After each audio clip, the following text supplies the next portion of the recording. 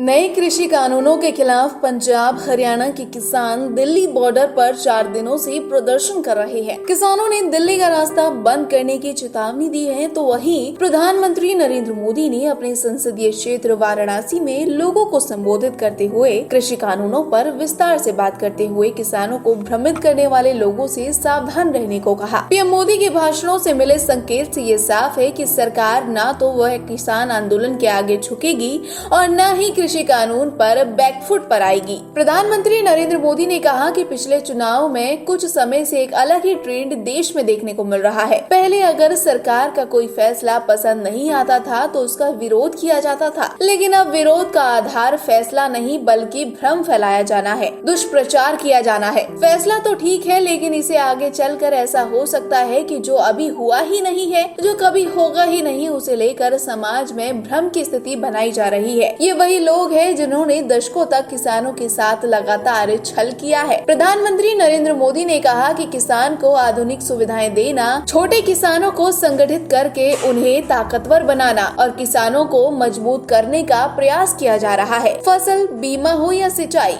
बीज हो या फिर बाजार, हर स्तर पर काम किया जा रहा है। किसान हित में किए गए कृषि सुधार ऐसे ही विकल्प किसान को देते हैं। अगर किसान को कोई ऐसा ही खरीदार मिल जाए जो सीधा खेत से फसल उठाए, तो क्या किसान को अपनी उपज उसे बेचने की आजादी मिलनी चाहिए कि नहीं? किसान को भरोसा दिलाते हुए प्रधानमंत्री नरेंद्र मोदी ने कहा कि भारत के कृषि उत्पाद पूरी दुनिया में मशहूर है। क्या किसान की इस बड़े मार्केट और ज्यादा दाम तक पहुंच नहीं होनी चाहिए? पीएम मोदी ने कहा कि नए कृषि कानून किसान के लिए विकल्प, पुराने में कोई बदलाव नहीं है। अगर कोई पुराने सिस्टम से लेन देन को उचित तरह से समझता है तो इस कानून में कोई रोक नहीं लगाई गई है। नए कृषि कानूनों से नए विकल्प, नई कानूनी और संरक्षण दिए गए हैं। किसानों के नाम पर पहले की सरकारों ने छल किया। यूरिया खेत से ज्यादा कालाबाजारियों तक पहुंचता था। पीएम मोदी ने कहा कि पहले मंडियों के बाहर लेन देन गैर कानूनी थे। ऐसे में छोटे किसानों के साथ धोखा होता था, विवाद होता था। अब छोटा किसान भी मंडी से बाहर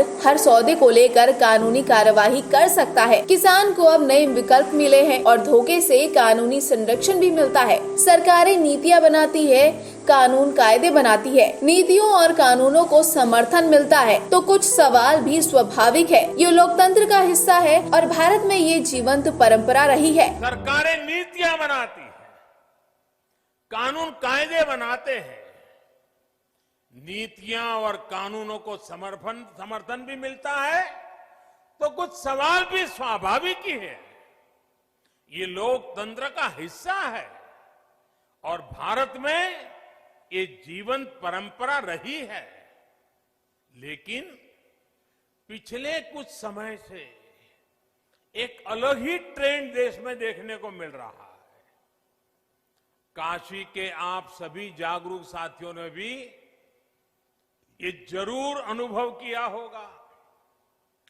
पहले होता यह था कि सरकार का कोई फैसला अगर किसी को पसंद नहीं आता था तो उसका विरोध होता था। लेकिन बीते कुछ समय से हम एक नया ट्रेंड देख रहे हैं। हम अब देख रहे हैं कि अब विरोध का आधार फैसला नहीं बल्कि भ्रम फैलाकर, आशंकाएं फैलाकर फिर तो भविष्य में ऐसा होगा, फिर तो भविष्य में ऐसा होगा, अब तो ये होने वाला है, उसको आधार बनाया जा रहा है। अपप्रचार किया जाता है कि भाई फैसला तो ठीक है लेकिन पता नहीं इससे आगे चलकर क्या क्या होगा, और फिर कहते हैं ऐसा होगा। जो अभी हुआ ही नहीं है, जो कभी होगा ही नहीं, उसको लेकर समाज में भ्रम फैलाया जाता है। ऐतिहासिक कृषि सुधारों के मामले में भी जानबूझकर यही खेल खेला जा रहा है। हमें याद रखना है, ये वही लोग हैं जिन्होंने दशकों तक किसानों के साथ लगातार छल किया है। पीएम मोदी ने कहा कि पहले वोट के लिए वादा और फिर छल किया जाता था। यही लंबे समय तक देश में चलता रहा। जब इतिहास छल का रहा तब दो बातें काफी स्वाभाविक है। पहले ये किसान अगर सरकार की बातों से आशंकित रहता था तो इसके पीछे दशकों तक का लंबा छल का ही इतिहास है। पीएम मोदी ने कहा कि जिन्होंने वादे तोड़े, छल किया, उनके लिए ये झूठ फैलाना एक तरह से आदत और मजबूरी बन गई है, क्योंकि उन्होंने ऐसा किया था, इसलिए वही फार्मूला लगाकर यही देख रहे हैं। पीएम मोदी ने कहा कि आशंकाओं के आधार पर भ्रम फैलाने वालों की सच्चाई लगातार देश के सामने आ रही है। जब एक विषय पर इनका झूठ किसान समझ जाते थे तो वह दूसरे विषय पर झूठ फैलाने लगते थे। 24 घंटे इनका यही काम था। कृषि कानूनों पर जिन किसान परिवारों को कोई चिंताएं हैं तो उनका जवाब देने का काम भी सरकार कर रही है, उनके लिए कोशिशें कर रही है। मुझे विश्वास है कि आज जिन किसानों को कृषि सुधारों पर आशंकाएं हैं वो भी भविष्य में इन कृषि कानूनों का लाभ उठाकर अपनी आय बढ़ाएंगे। हमारा अन्नदाता आत्मनिर्भर भारत की अगुवाई करेगा। आज जिन किसानों पर कृषि सुधारों की कुछ शंकाएं हैं वो भी भविष्य में इन सुधारों का लाभ उठाकर अपनी आय बढ़ा पाएंगे, ये मेरा पक्का विश्वास है। अब जैसे एमएसपी तो घोषित होता था, लेकिन एमएसपी पर खरीद बहुत कम की जाती थी। घोषणाएं होती थी, खरीद नहीं होती थी। सालों तक एमएसपी को लेकर छल किया गया। किसानों के नाम पर बड़े बड़े कर्ज माफी के पैकेज घोषित किए जाते थे, लेकिन छोटे और सीमांत किसानों तक ये पहुंचते ही नहीं थे। यानी कर्ज माफी को लेकर भी छल किया गया। किसानों के नाम पर बड़ी बड़ी योजनाएं घोषित होती थी, लेकिन वो खुद मानते थे कि 1 रुपये में से सिर्फ 15 पैसे ही किसान तक पहुंचते हैं।